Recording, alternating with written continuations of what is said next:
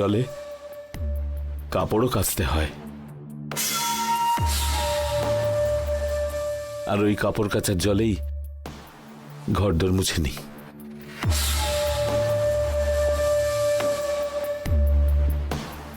হায় ভগবান, আপনার এমন কি হলো যে আপনি এরকম একটা জায়গায় থাকছেন? দাদা, এসব কথা তো আমাকে আগে বলতে পারতেন। আপনি কাজ দিয়ে এত বড় উপকার করেছেন ম্যাডাম, আবার এইসব বলে আপনাকে কিভাবে বিরক্ত করি আমি? হ্যাঁ, আপনি একটা কাজ করুন, আপনি কি আমাদের সঙ্গে আমাদের বাড়িতে থাকবেন? সেটা আমি পারবো না ম্যাডাম। অফিসে থাকাকালীন এখানকার লোকেরাই ছাড়ছে না, আর আপনার বাড়িতে গেলে আপনার বাড়ির লোকেরা চুপ থাকবে? বেকার আমার জন্য আপনাকে এত ভাবতে হবে না। আমার জন্য আপনার সব জায়গায় বদনাম হচ্ছে, এটা ঠিক না। ওটা আমার বাড়ি, ওখানে আমাকে প্রশ্ন করার অধিকার কারোর নেই। কেউ যদি ওখানে কোনোদিন বলে যে আপনাকে এখানে থাকতে হবে না, তাহলে আমি তখন তাদের বলবো যে তোমাদেরকেও এখানে থাকতে হবে না। আপনাকে আমি ওয়ার্ক ফ্রম হোমের অপশন দেব, আপনি বাড়িতে থেকে আরামসে সেখান থেকে কাজ করতে পারবেন। ম্যাডাম, সাহায্যের পর আপনি সাহায্য করছেন, আপনার ঋণ শোধ করতে পারবো না আমি। ছি ছি, ভাই বোনের মধ্যে উপকারের মতো কথা কোত্থেকে আসছে? চলুন এখনই আপনাকে বাড়িতে নিয়ে যাই, অ্যান্ড অন দ্য ওয়ে আপনার সমস্ত লাগেজ প্যাক করে নিয়ে যাব। আরে আরে, না না, আপনি আপনার অফিসের সব কাজ করে নিন, আমি বরং গিয়ে আমার ব্যাগটা প্যাক করে আসছি, তারপরে বাড়ি গেলেই হবে। ঠিক আছে, সেটাই করব, আপনি ঘুরে আসুন।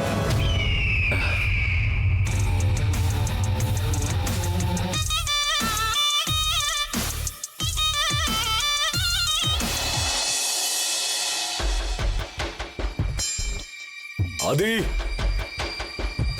আদি, আরে আসুন সায়ন। কাজ কেমন চলছে? আমরা যেরকম ভেবেছিলাম সেরকমই চলছে সব। ভৈরবের এখন কি স্ট্যাটাস? আরে বসুন না, বলছি। সবকিছু তো ওই করছে। শিবানীর সামনে নাটক করে অফিসে কাজে ঢুকেছে ও। অফিসে ঢুকেই শিবাকে কাজ থেকে বের করিয়েছে। জানেনই তো শিবা কতবার আমাদের কাজ ভেস্তে দিয়েছে। শুধুমাত্র ওর জন্যই আমাদের প্ল্যান প্রত্যেকবার ফেল করে যাচ্ছিল। শিবাকে তুই দেখিস, এটা ওকে বলার সাথে সাথেই পরের দিনে ওকে কাজ থেকে বার করিয়ে দিয়েছে। সে যে কোনো পরিস্থিতি হোক না কেন ইজি ভাবে হ্যান্ডেল করে, খুব ভালো কাজ করছে। শিবানী আর ওর বাড়ির লোকজন ওকে পছন্দও করে। দেখো আদি, আমাদের হয়ে যারা কাজ করে তারা আমাদের থেকে বুদ্ধিমান হলে প্রবলেম আছে, আর সব সময় এই রকম লোকেদের একটু নিজেদের কন্ট্রোলে রাখতে হয়।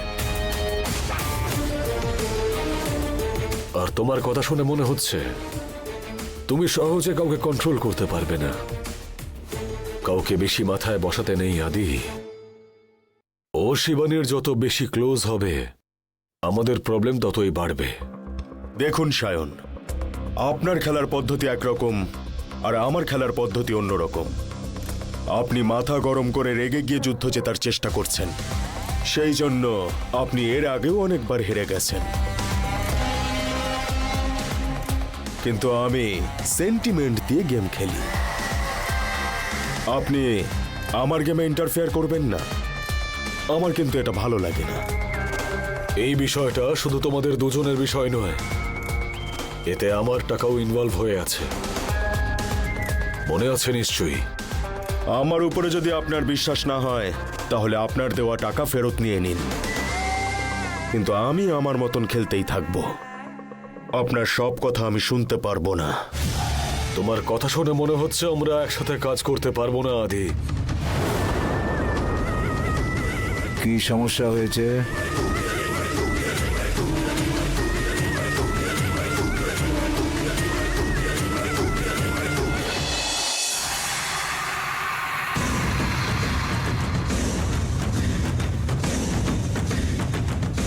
হয়েছে?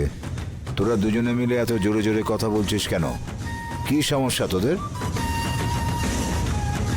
আমি ভৈরবকে শিবানীর একদম ক্লোজে নিয়ে গিয়ে সেন্টিমেন্টাল গেম খেলছি, কিন্তু এটা সায়নের ভালো লাগছে না। উনি আমাকে এটা করতে বারণ করছেন।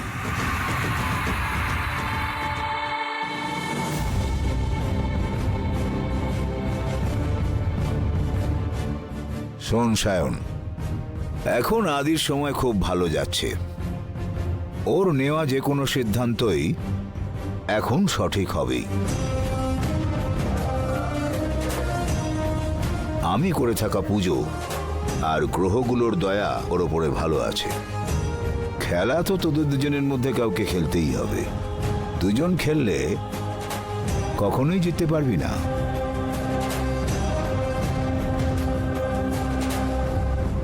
আমি এতক্ষণ যা বললাম আশা করছি তুই সেটা বুঝতে পেরেছিস। ঠিক আছে গুরুদেব। কোনো সমস্যা থাকলে দুজনেরই রাগ করা উচিত নয়। ঠান্ডা মাথায় বসে সমস্যাকে সমাধান করে নিতে হবে, না হলে আমাদের শত্রুরা আরও সুযোগ পেয়ে যাবে। ঠিক আছে গুরুদেব, আমি তাহলে এখন আসছি।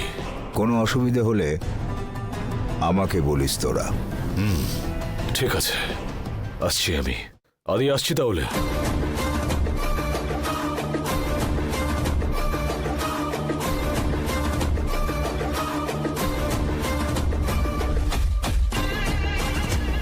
আপনি এখানে এসে খুব ভালো করেছেন গুরুদেব, না হলে আমাদের মধ্যে মনোমালিন্যের জন্য ঝগড়া হয়ে যেতে পারত। বাজে লোকেদের সবসময় মিলেমিশে থাকতে হয় আদি, তখনই ভালো লোকেদের হারানোটা সম্ভব হয়। ঠিক আছে, আমি এখন বিশ্রাম। ঠিক আছে।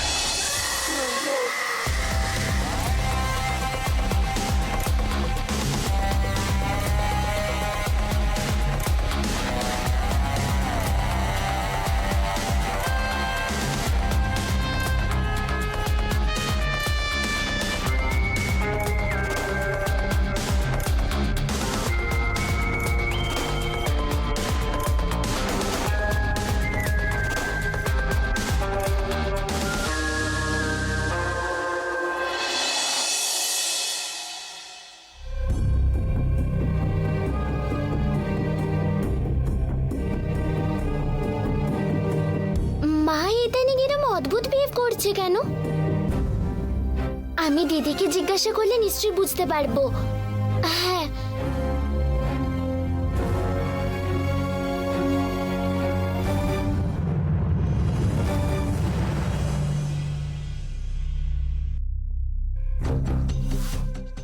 উমা, তুই তাড়াতাড়ি আয় না রে, প্লিজ দিদি আয় না এখানে। দুর্গা, দিদি,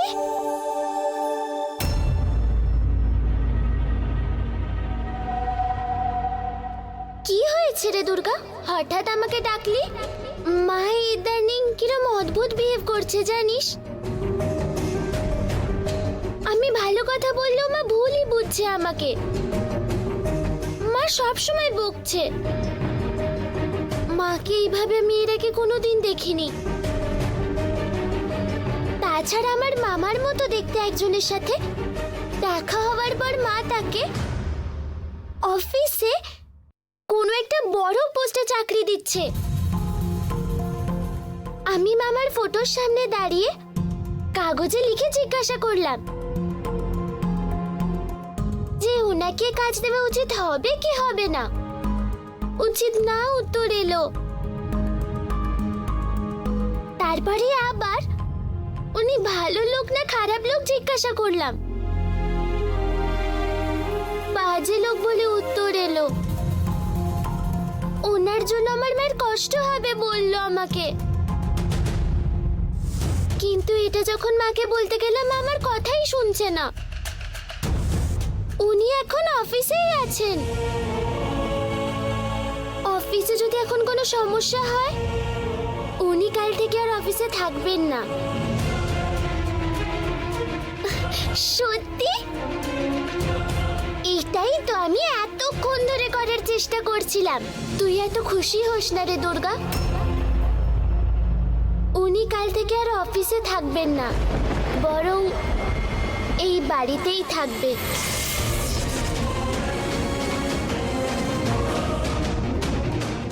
কি? এই বাড়িতে থাকবে? হ্যাঁ, মা ওনাকে নিজেই বাড়িতে নিয়ে আসছে।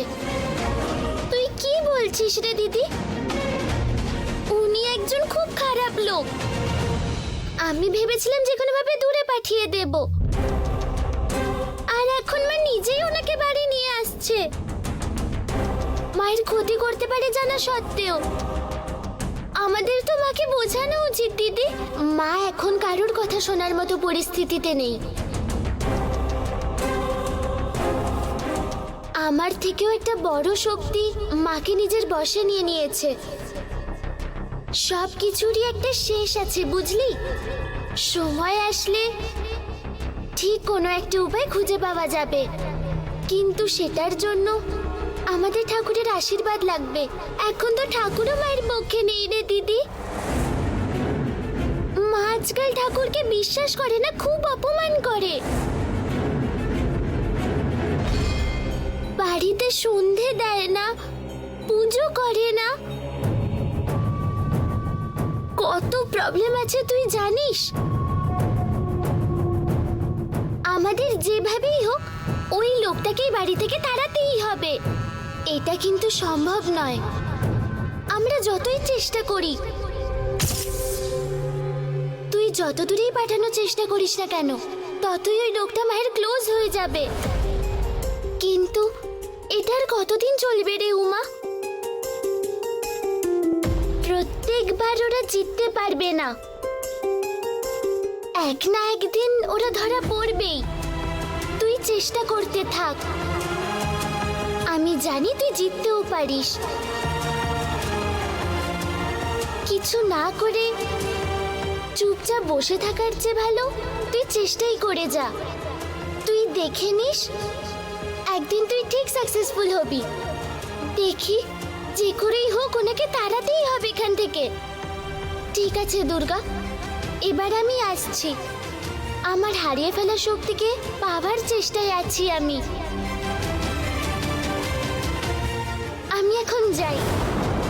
প্লিজ দিদি, দাঁড়া না।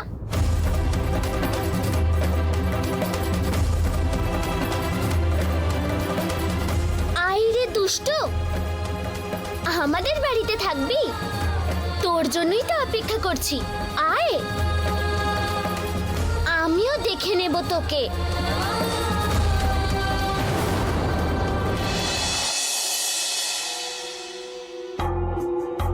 রূপা, কমলা মা, রূপা, সবাই এসো।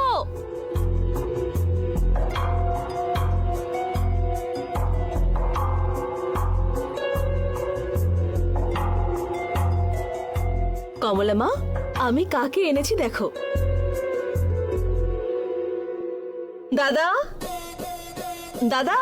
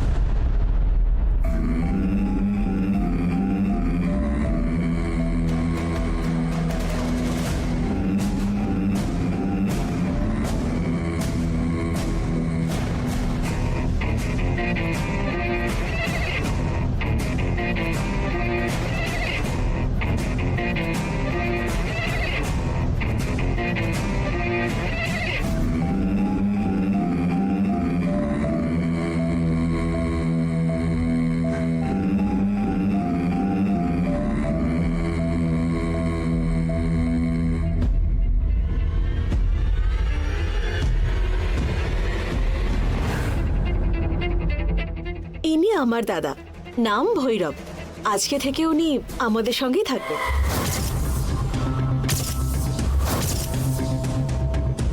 নমস্কার, নমস্কার।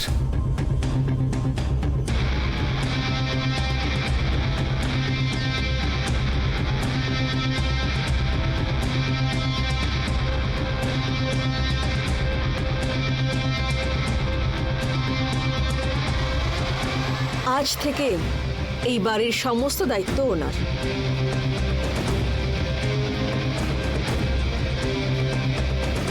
তোমাদের কিছু লাগলে ওনাকে জিজ্ঞেস করে তবে নেবে।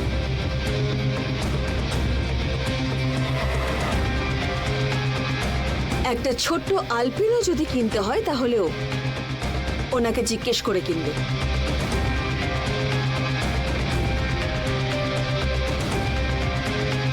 কমলা মা, বাড়ির চাবির গোছাটা আনো। আনছি দিদি।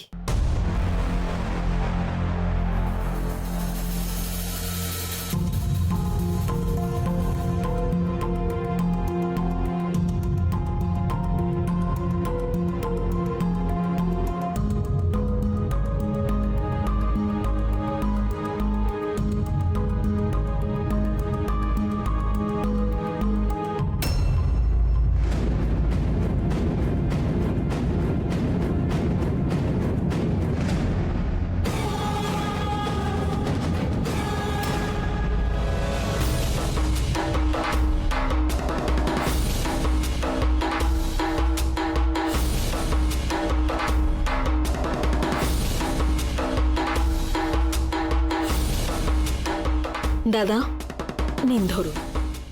এটাই বাড়ির সব চাবি, সেফটি লকারের চাবিও এখানে আছে। এখন থেকে এই বাড়ির দায়িত্ব আপনার।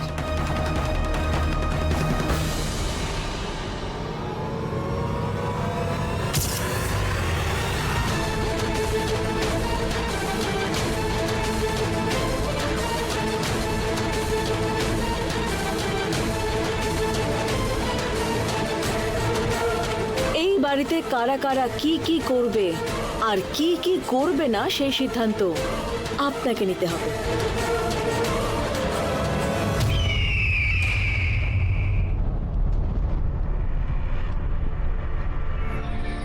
অ্যান্ড আপনাকে প্রশ্ন করার অধিকার আমার ছাড়া আর কারোর নেই। আমি তো করবই না, ছাড়ুন। আপনি একদম ফ্রি থাকুন।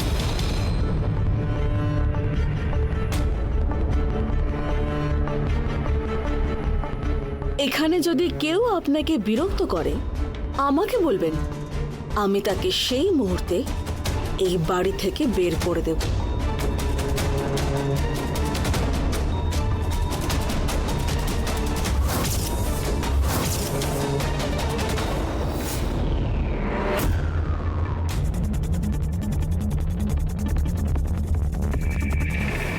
এই বাড়িতে আপনি থাকলেই যথেষ্ট। বাকি আর কারোরই এই বাড়িতে থাকার কোনো প্রয়োজন নেই। আর কেউ যদি এই বাড়িতে থাকতে না চায় তাহলে নিশ্চিন্তে এই বাড়ি ছেড়ে চলে যেতে পারে। কেন যাচ্ছে কেউ জিজ্ঞেসও করবে না।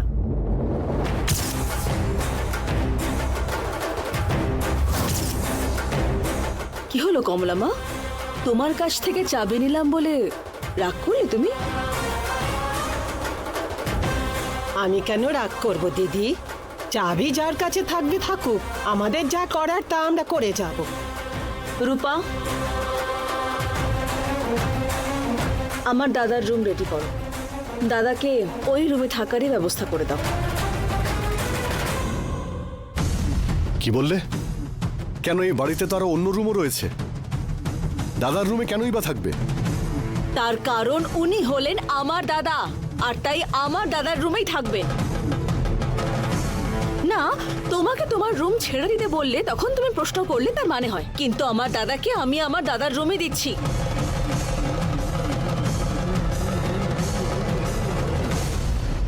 এতে ভুল কি আছে? দেখুন, এইসব বিষয়ে আপনাকে একদমই মাথা ঘামাতে হবে না। আপনি এখন উপরে যান আর রেস্ট নিন।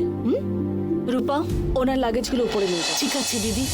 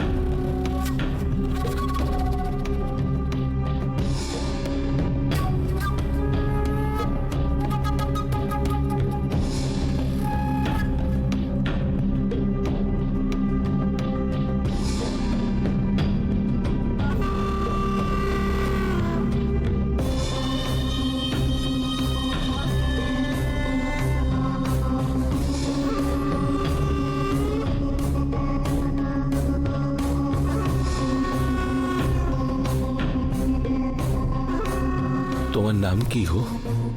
হ্যাঁ, আমার নাম পেঁচি। দেখতে তো একদম হরিণের মতন, আর গরু বলে নিজের পরিচয় দিচ্ছ। তোমার নামটা আমি বদলে দিই।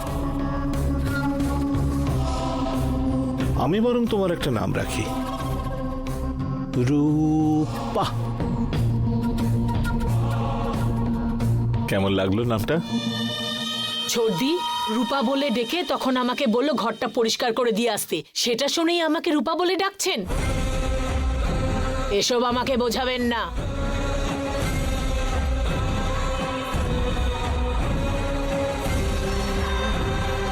ইয়া রূপা।